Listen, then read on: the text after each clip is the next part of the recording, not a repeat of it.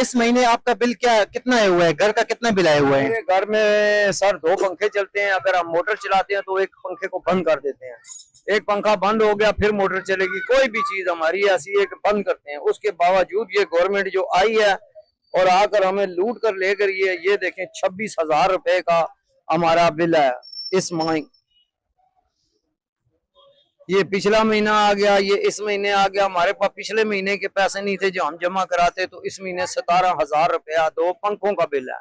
सिर्फ घर में 2 पंखे चलते हैं? 2 पंखे रेंट पर रहते हैं, हमारा अपना मकान नहीं है, रेंट पर है हमारी। और 25,618 रुपए बिल आपका है? 25,618 रुपए का बिल है। अब बताएं हम ये कहाँ से जमा करवाएं?